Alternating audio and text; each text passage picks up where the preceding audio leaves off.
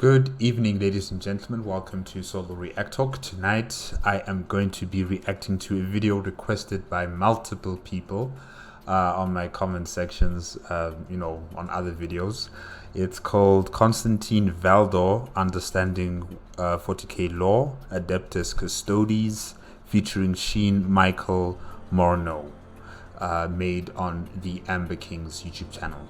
If you guys want to check out my previous reactions to other Warhammer 40k content created by the Amber King, remember the playlist card is going to be at the top here.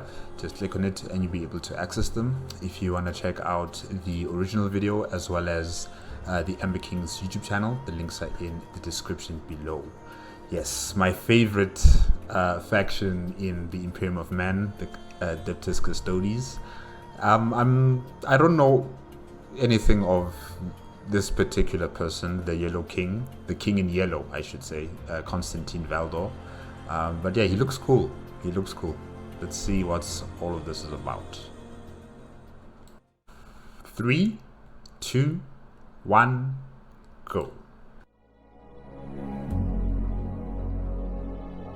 We were born to fashion a future, to enjoy it, be part of it.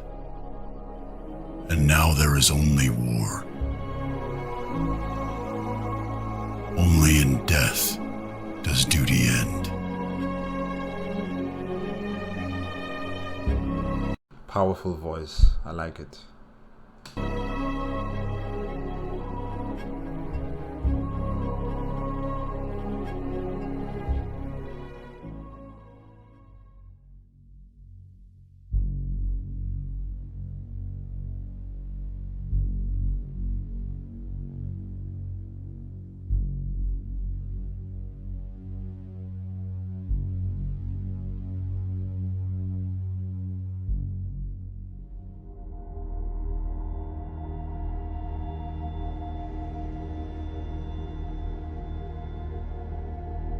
We are extensions of a single will. We are adjuncts, we are orbitals. We are the periphery of the immortal, not its heart. There are no bystanders in the war of life and death, no place the battle cannot reach. So fight it without remorse or relenting, for death will surely do the same. You are the bringer of the new age. You are the warden of the old. You are the destroyer. You are the preserver. In the grim dark future, there is only war. A dark tide of warp and Xenos horrors plague every corner of the galaxy the light of humanity touches. The Imperium of mankind. Over 1 million worlds. Trillions of people cradled in the hands of a rotting empire. A dying dream of an age of myth.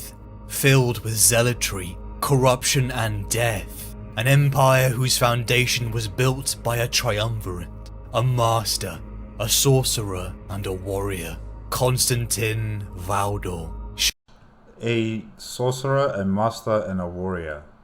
Okay, the master is the emperor, right? The sorcerer is Malkidor the Sigillite. And the warrior, I'm assuming, is Constantin Valdor. Alright.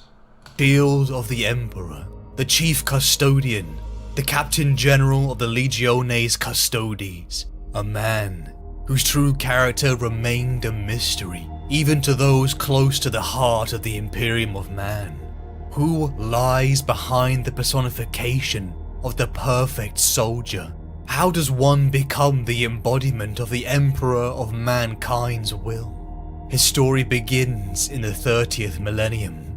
Terra, the birthplace of humanity, home to 1 billion stories and an untold number of lives lived. To gaze upon it, only the imagery of sorrow would be reflected back, a monument to our sins, and failures as a barren wasteland is all that remains. The scars of old night, of the age of strife, where humanity's spanning federation collapsed due to war and violent warp tides. Thousands upon thousands of worlds under the dominion of mankind imploded into shadows of their former selves.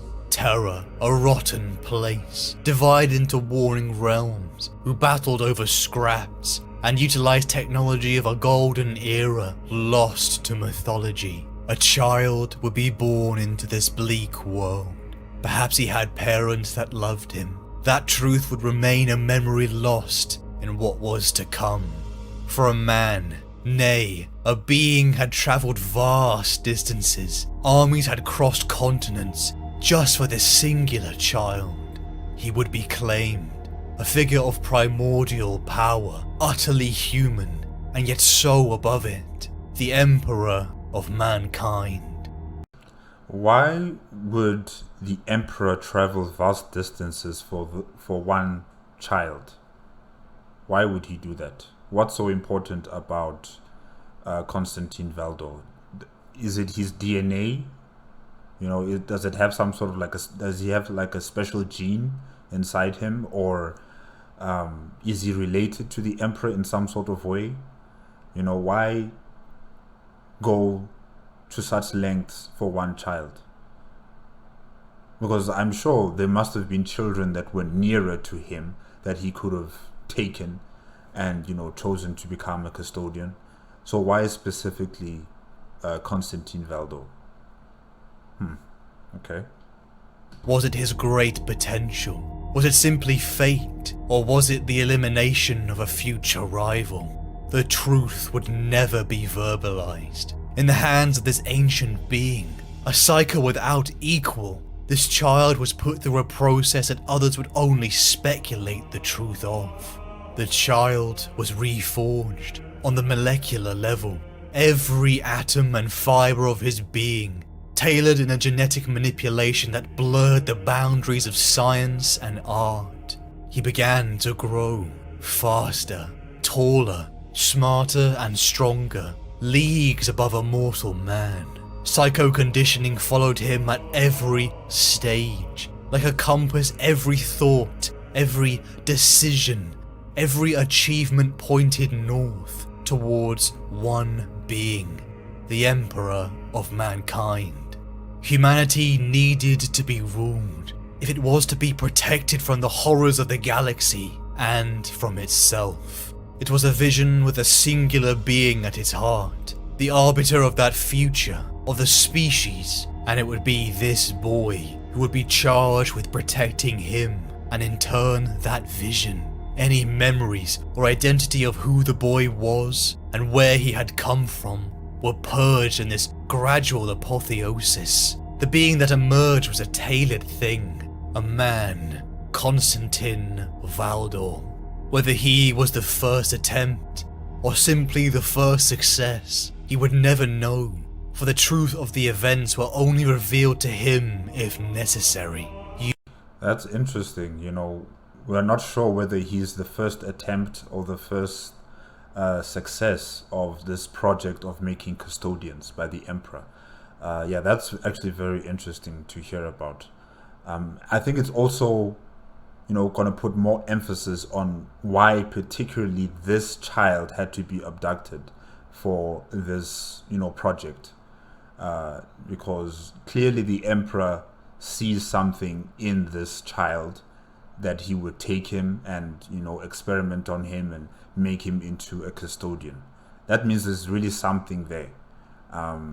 Whether he's the first or whether he's just the first success, it's also very important to know about these kind of things. But because Constantin Valdor is a custodian and he's not driven by his emotions, his purpose and his existence is so transfixed on his master, the Emperor. You know, he won't necessarily care about his past. He won't care about, you know, why the Emperor chose him. He is purely there just to serve the Emperor. So yeah, even if the Emperor told him the truth about why he was taken and why the Emperor chose him, I don't even think Valdor would care, really, because his mind is now permanently transfixed on the Emperor. You are the bringer of the new age. You are the warden of the old. You are the destroyer. You are the preserver. If humanity was to be where the rising ape met the falling angel, Constantin Valdor was meant to be something greater. His enhanced, enormous frame was flooded with information, battle doctrine, philosophy, knowledge, encompassing all theatres in and outside of war.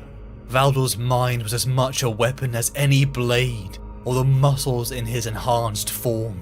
For as one of the Emperor's perfect soldiers, he would have to protect his king in numerous theatres of war. His memory was perfect. Finding himself at the moment of his awakening, he would remember everything from that moment on with utterly perfect clarity.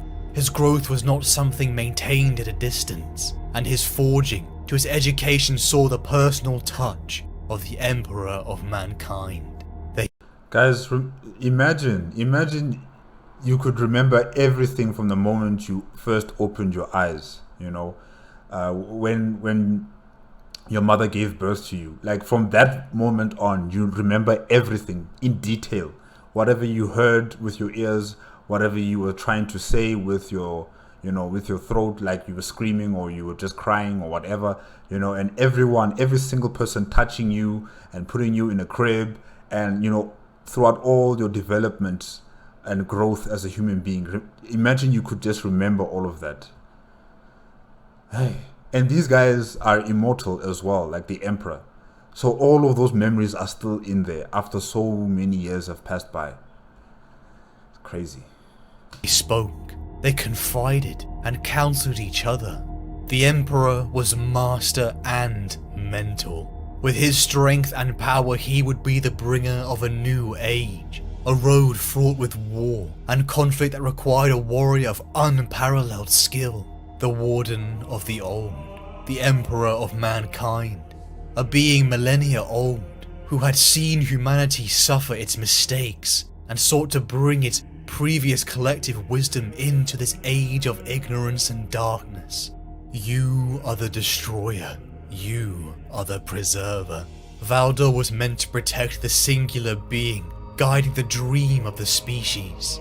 He was to be the destroyer of that dream's enemies, its preserver in the millennia to come. Strength, power, knowledge, guidance, all coalescing into one man. As Constantin grew into adulthood, he was a result of the handcrafting of the Emperor. He was utterly unique. He was different. For Constantin, his perception of the mortal man must have made him feel like an outsider. He was human, and yet in the ways in which we define our humanity, he did not fit so neatly into that category. Emotional pain, anger, hatred, love, all were kept in check by a mind handcrafted for duty and servitude. Why would the Emperor make his Primarchs different from the Custodians in this respect? The Custodians are able to control their emotions. They don't have any notion, like they're not controlled by their emotions, if I can say that.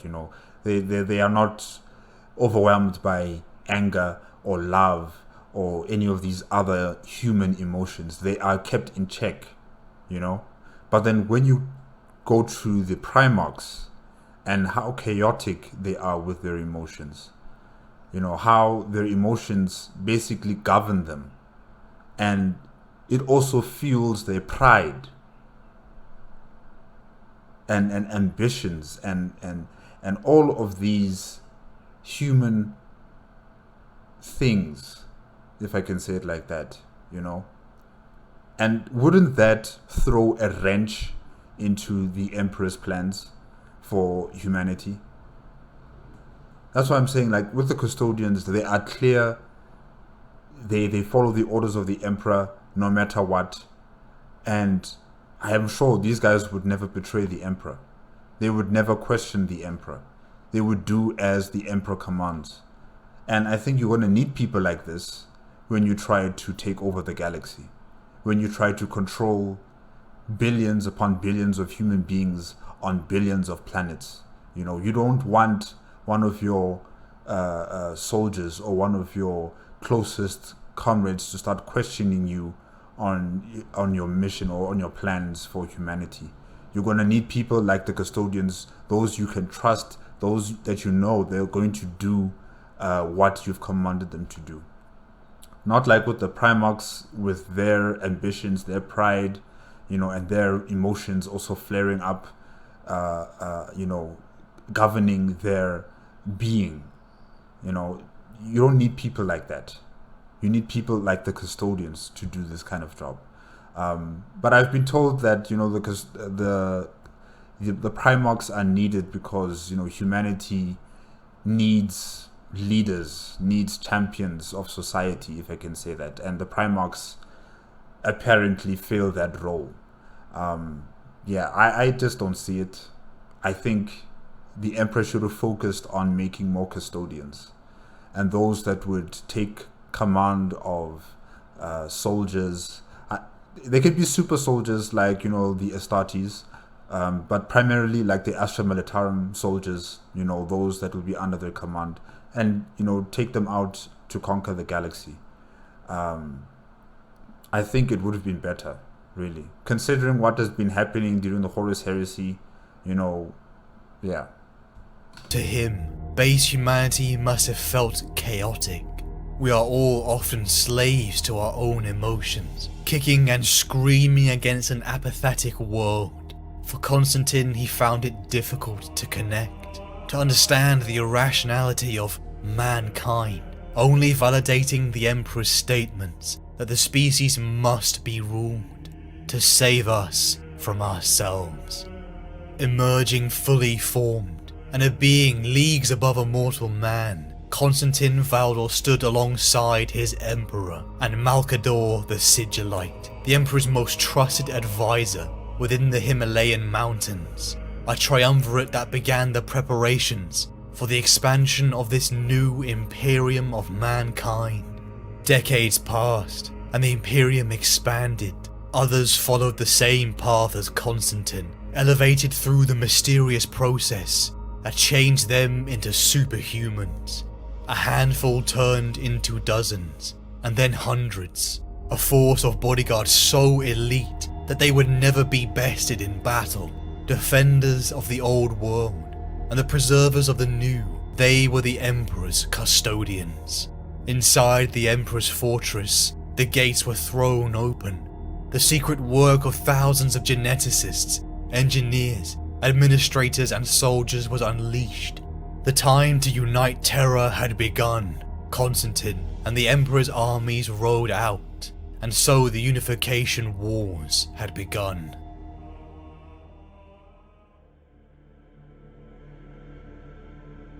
Rise, Minister. The voice was too low, too resonant to be human, nor did it convey anything in the way of human emotion. If statues could speak, they would speak with this assassin's voice. You know that if I am here, you are already dead. Nothing will change that now. She sat up slowly, though she refused to slacken her grip on the gun. Listen, She said to the golden shape in the darkness. Negotiation is equally futile. The killer assured her. but As is begging. That set off a spark within her. She felt her features harden as her temper ignited her courage. I wasn't going to beg. She said, her voice cold. My apologies then. The figure made no move. What of my guards? You know what I am, Kojizu. You can choose to die alone or you can resist the inevitable, and I will leave this palace only after killing everyone who resides within it. My son. The thought welled up, bleeding hot and savage. My son. She said the words aloud before she could help herself. He is of an age to serve the Emperor. Kojizu's hand trembled as it gripped the gun.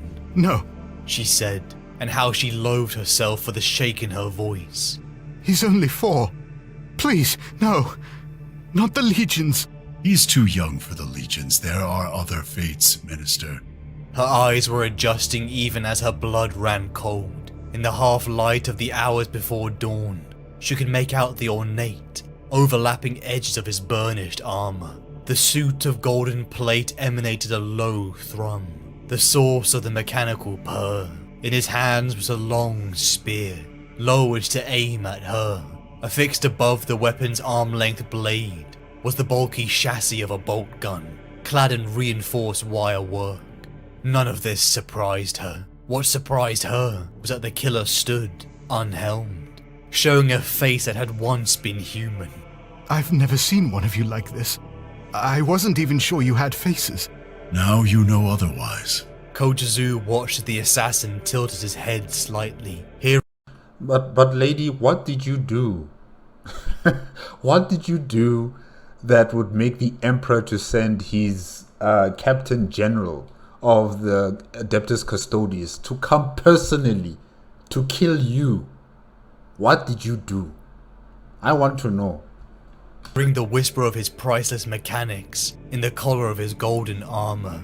Though his towering form was scaled up, whatever genetic meddling his master had performed to enhance the brute's intellect and physicality, no gene weaving could hide his roots. He had been human once, an Albion heritage, perhaps, going by his features beneath the weathered flesh and battle scars. May I at least know the name of my killer? He hesitated, and she dared to believe she'd caught him with an unexpected question. Yet his dark eyes never wavered. My name is Constantin Valdor. Constantin. She repeated slowly. Her schooling in Old Earth's mythology had been extensive, and she often harkened back to old tales and legends in her speeches, all the better to inspire the teeming masses of godless, hopeless dregs who served her. Now the minister found herself smiling.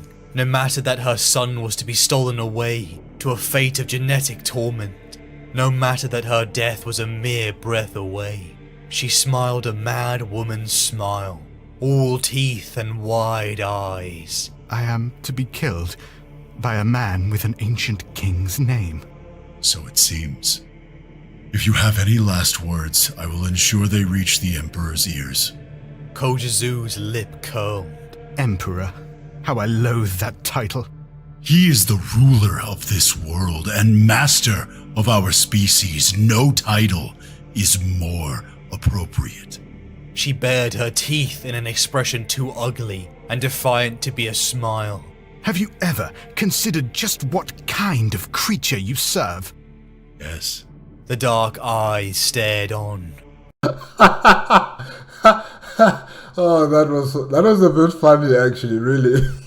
Valdor. The minister's like, do you know the kind of vile creature you're serving? And he's like, yes, I know. That's what I mean, guys. This complete and utter, loyalty to the Emperor, no matter what he is or where he comes from or what he has done or what he's about to do.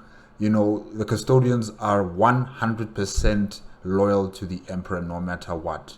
They will not question. They will not doubt. They will not, betray. They will not start a heresy. I don't know if they can be influenced by the Chaos Gods. I don't think so. I honestly don't think so with these guys. But, the likelihood of them betraying the Emperor is highly unlikely. Highly unlikely.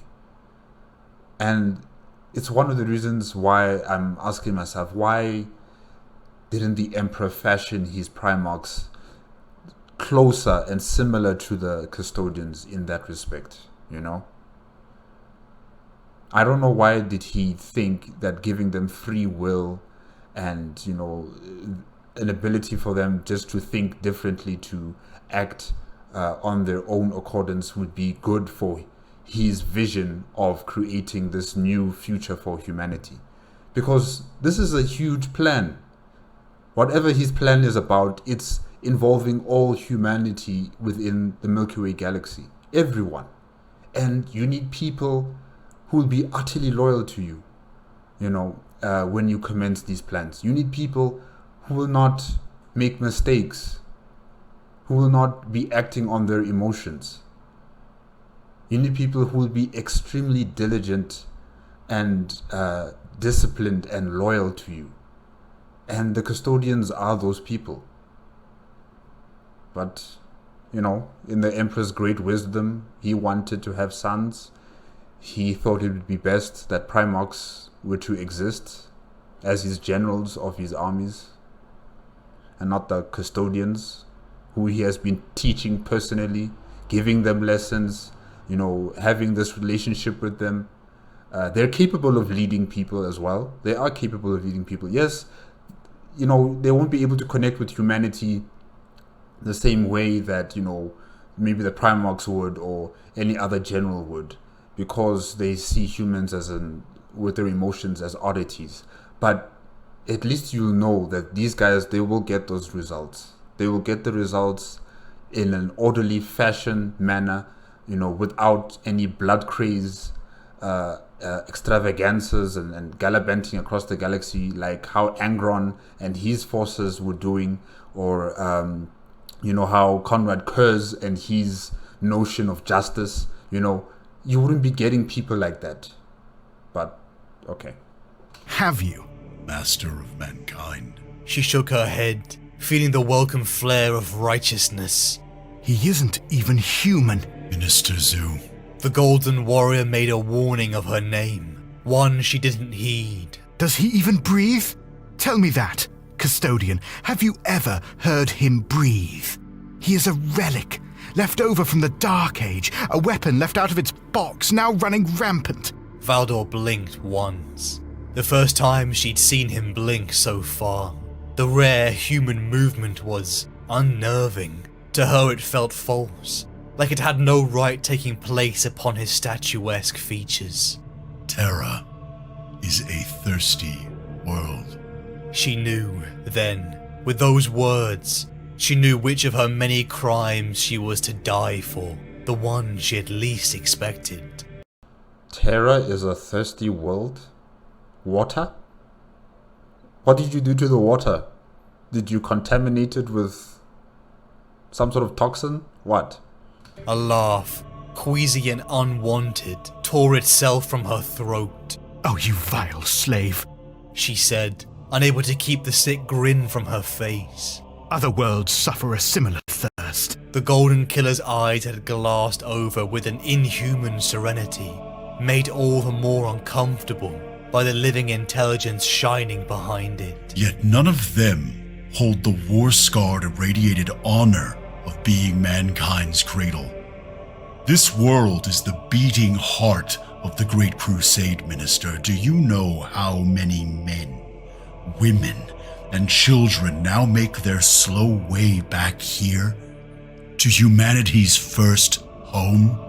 Do you know how many pilgrims wish only to see the ancestral earth with their own eyes? How many refugees flee their flawed and failing worlds now the veil of old night has been lifted? Already it is said that unsettled land on the throne world is the most valuable commodity in our nascent Imperium. But this is not so, is it? One resource is far more precious.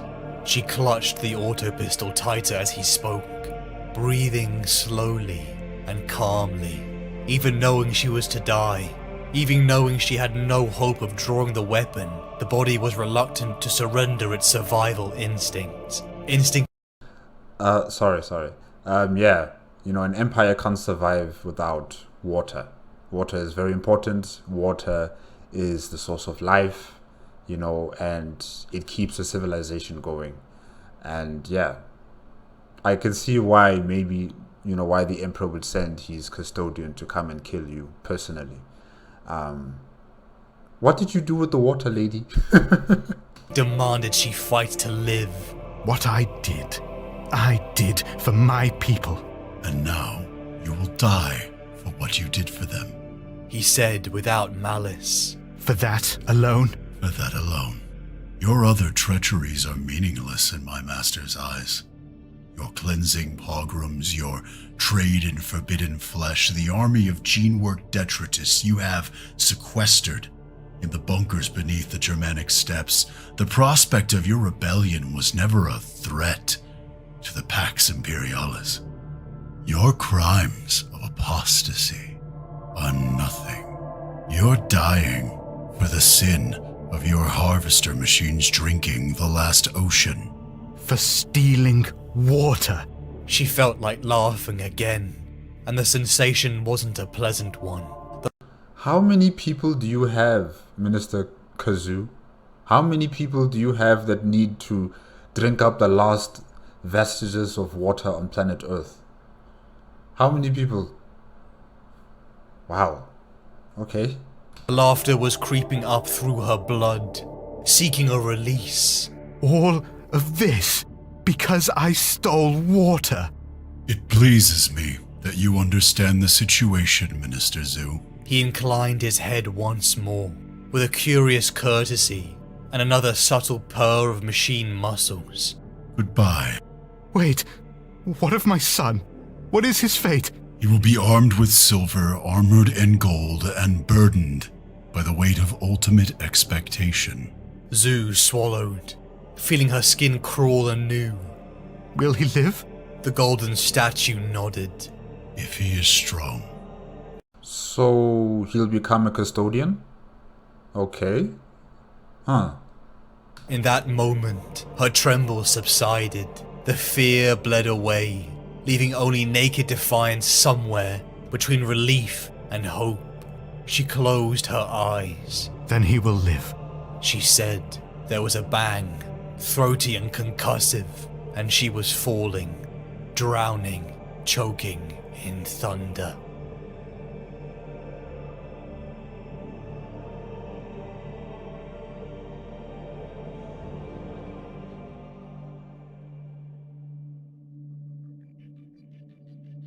Constantin marched across the wastelands of terror, seeing conflict upon every fractured continent. He and his fellow custodians in the beginning were clad in the best equipment the burgeoning empire could find.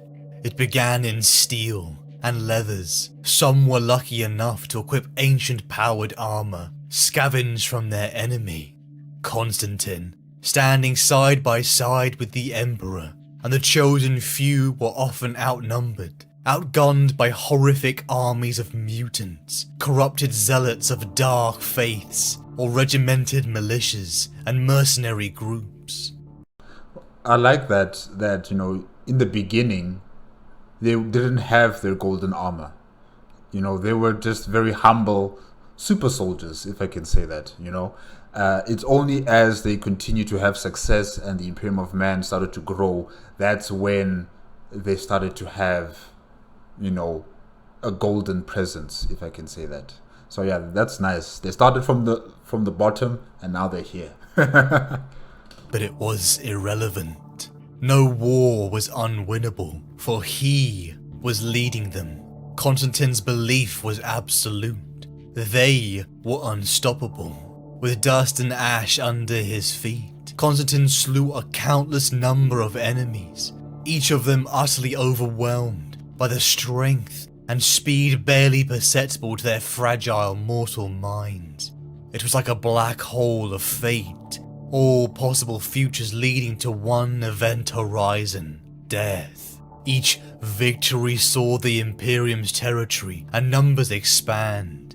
Each piece of equipment, each infrastructure and administration was built in tandem, a rapid rate of expansion that bloomed over terror. Constantin saw the transformation in front of him, as after each conflict, his armor became ceramite, his rifles became proto-bolters, until finally the guardians of the Emperor donned brilliant gold, auramite-powered armor. Constantin and the custodians invoked the imagery the genetic crafting represented. They were symbols as well as warriors, evidence of this Imperium's impending golden age. Constantin and many other custodians, such as Sagittarius, Gessaric, Amon, and Aquilon, led growing armies of mortal men, but they were not alone in the category of gene-altered soldiers.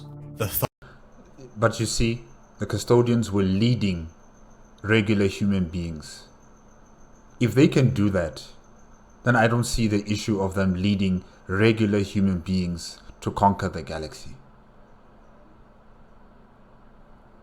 Thunder warriors, superhuman men, created with the meshing of specialized vat-grown organs and stimulants poured into adolescence. Stronger, faster and larger than their mortal counterparts. But where Constantin and his Custodi brothers were a hand-crafted, cell-coded piece of art, these warriors were crude, mass-produced stock. A brutal tidal force that worked as a stampeding mob of bolter and sword. Constantin saw them fight. He led them upon the field, and in those moments the contrast became apparent. In the infamous conflict with the priest king, Mollard Sen, and his fanatics, under the weight of a bone-chilling freeze, he would never forget Constantin, the Emperor, and 30 custodians, alongside thousands of Thunder warriors and mortal men, crashed against this outnumbering force. Face to face with the leader of the Thunder warriors, Ushatan donned the Primarch, unleashed a slaughter, and rage that sent shockwaves of alarm through Constantin. I didn't even know that the Thunder warriors had a Primarch. Alright, Ushatan, right? Okay, that's interesting. Primarch of the Thunder Warriors, Ushatan.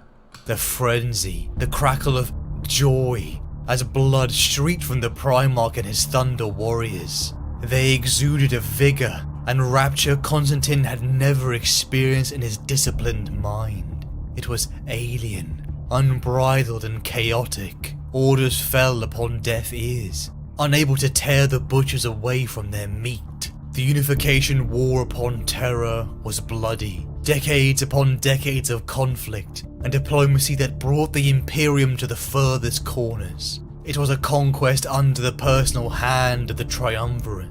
Many had fallen at the hands of Constantin, not least many of the ruling tyrants and despots such as Minister Koja Zu, with a voice and tone that drew dread from the darkest corners of the human psyche. Constantin had come to put down this obstacle. To Koja Zu, Constantin was barely human. How could any be that large, that imposing? It was frightening, even to her, a warlord who had seen and done nightmarish things.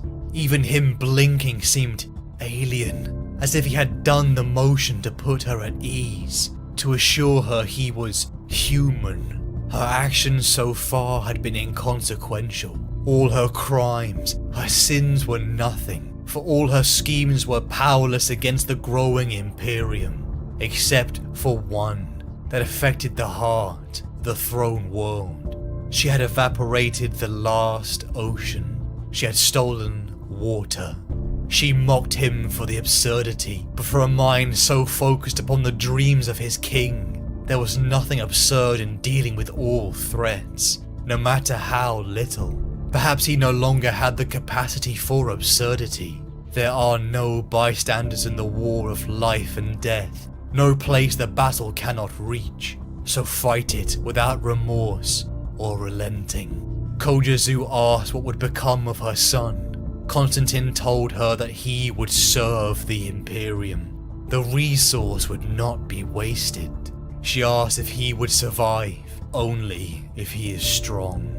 As the fear and panic left Koja Zu, Constantin dealt the blow, feeling absolutely nothing.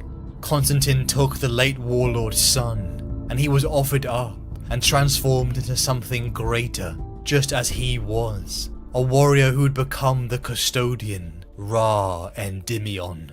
The lingering thoughts remained. Have you ever considered just what kind of creature you serve? The master of mankind. Is he human? Have you ever seen him breathe? He is a relic left over from the Dark Age, a weapon left out of its box, now running rampant. Yes, he knew. Constantin knew in a way that the Emperor was not human. He was the first custodian. He was privy to more of the Emperor's knowledge, plans and true feelings, and the parts of his master that were kept secret were for a reason. It was not his place, nor in his capacity to question. With the unification of Terra complete, after decades of war, all opponents either destroyed or integrated, work began on the next stage. Constantin was as much administrator as soldier, as plans and foundations were drafted and created for structures designed to encompass a civilization much larger and more powerful than all of Terra's current might combined. And here again, the Amber King is stating that the custodians can also become administrators. So, yet again I ask, why do we need the Primarchs? If they can be leaders, generals of human forces, if they can become administrators that govern, large sections of society or an empire, for instance, if they can do all of these things and they're immortal and they're able to control their emotions and they are completely and utterly loyal to the Emperor no matter what, why do we need people like the Primarchs? Why do we need them? Emperor? I think that is one thing that I have yet to truly be convinced about by the Emperor. Why does he need Primarchs? Yeah. The Imperium was stretched to the stars, the dream of mankind, the destination where hope and caution merged. But to Constantin, the Emperor and Malkador, that war required a new breed of soldier. Men who could be diplomats as well as warriors. A force rigorous and disciplined enough to survive the dangers of void space. A war that had no place for the brutality, mentality, and genetically unstable Thunder warriors. Constantin had seen numerous times this savagery up close. A brutal force that was just good enough to unite Terra, but not the galaxy. Upon the slopes of Mount Ararat, thousands of Thunder warriors met their end. A glorious last battle would be the truth the history books would remember. Yeah, but look at this image. Look at this Thunder warrior, shooting his bolt gun at the custodian in the head.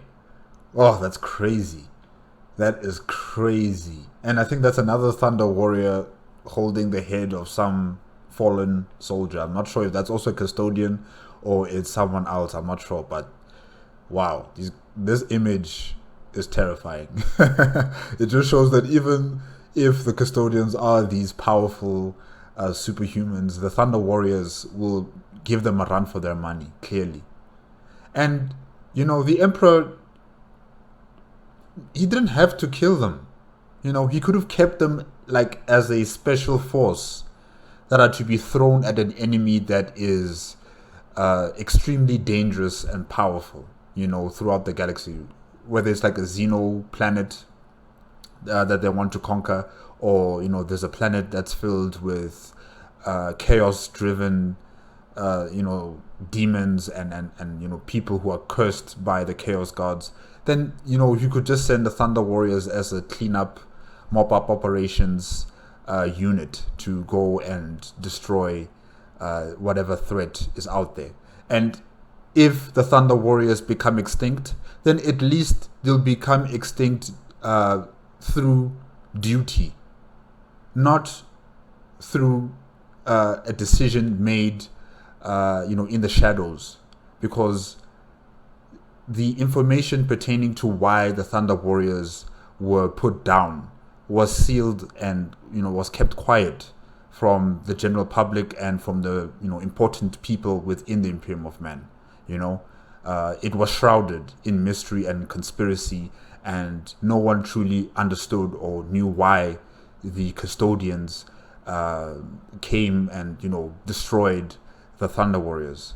So at least let them go out in a far more honorable way. Use them until they are no longer existing, until the last Thunder warrior is dead on the battlefield, instead of killing them this way. Yeah. But anyways, The Emperor, in his infinite wisdom, thought it would be best that they would be gone in this particular way. A massacre that drew the attention of one of the High Lords of Terror, Grand Provost Marshal Uwoma Kandawire. Something had happened off the books, in the dark. The connotations were frightening. What was Constantin, the Emperor, capable of? And what force was strong enough to eliminate the hulking warriors of Thunder? I don't much like them either. Valdor admitted, punching his gauntlet through the helm face of an Imperial Guardsman, before rounding in an already stricken Thunder warrior. But they are here, nonetheless. You should, I think, have seen them coming. Ha! Ushatan snorted, driving his blade through a second angel, and flinging its twitching body aside. We always knew something was up. He never made us stupid. Or maybe he did. Stupid to have gone along with it for so long. He was staggering into range now, battering his way towards Valdor with his habitual blunt force doggedness. For all that, the Primarch had taken damage.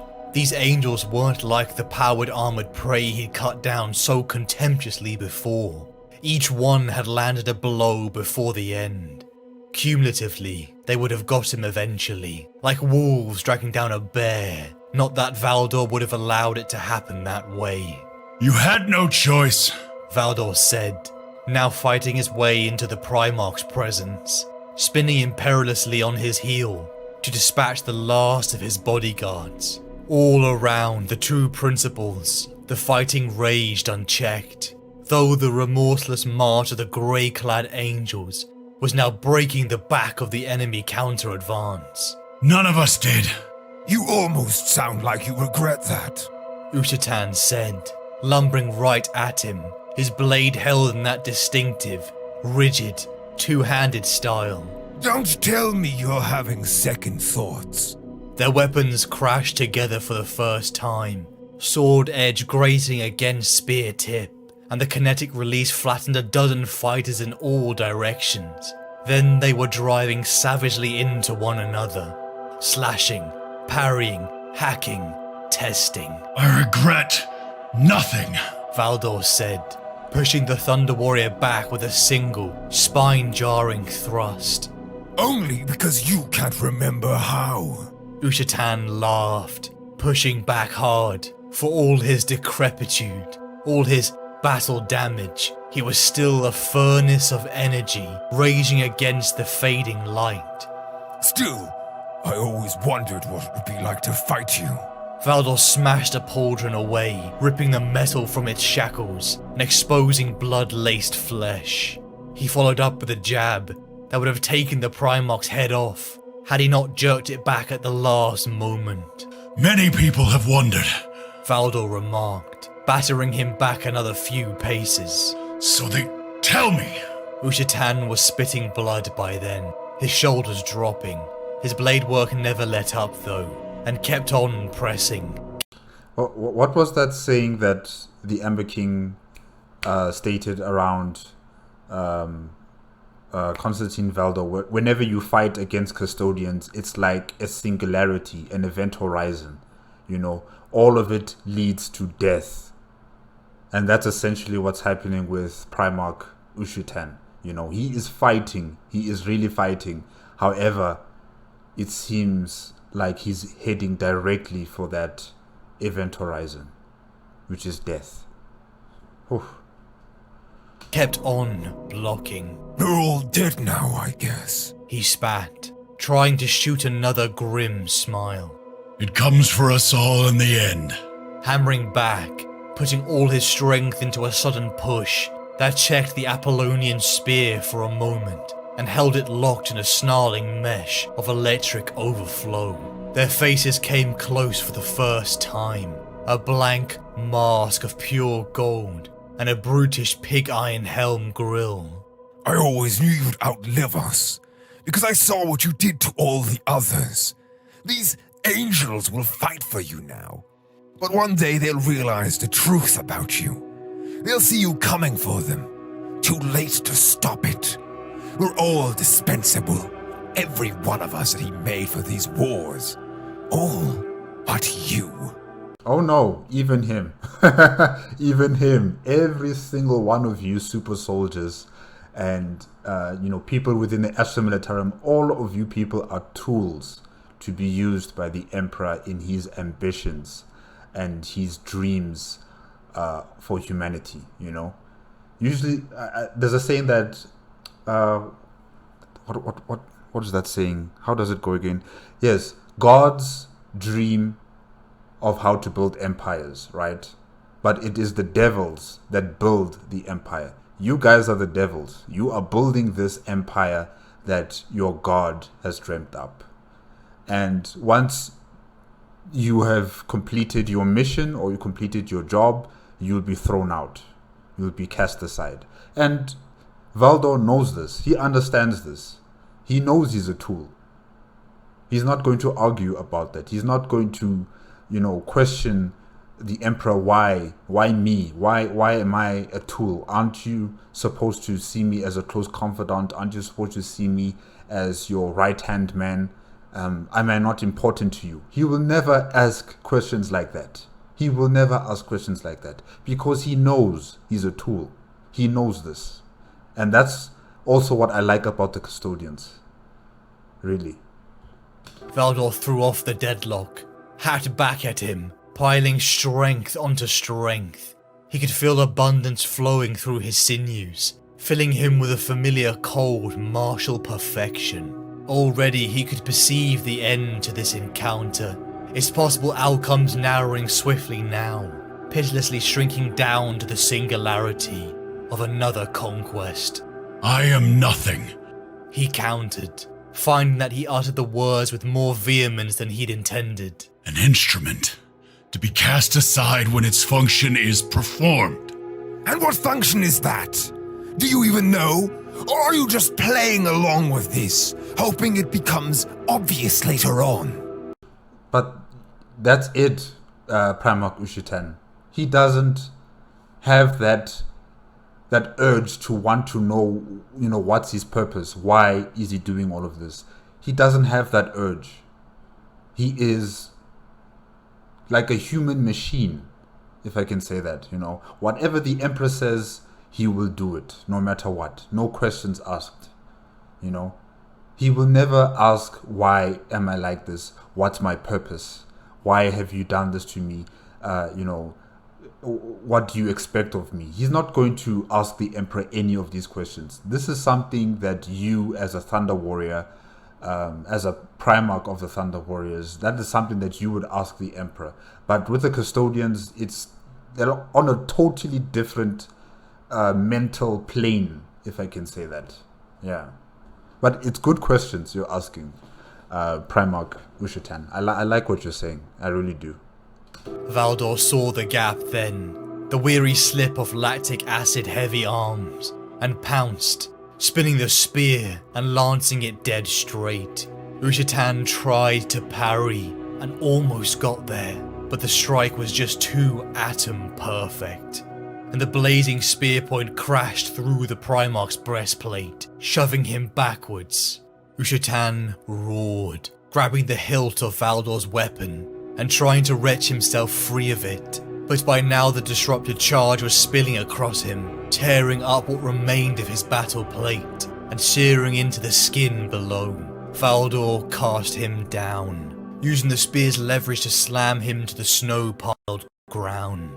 The impact was shuddering, sending a shockwave dancing across the terrain and snapping Ushitan's spine.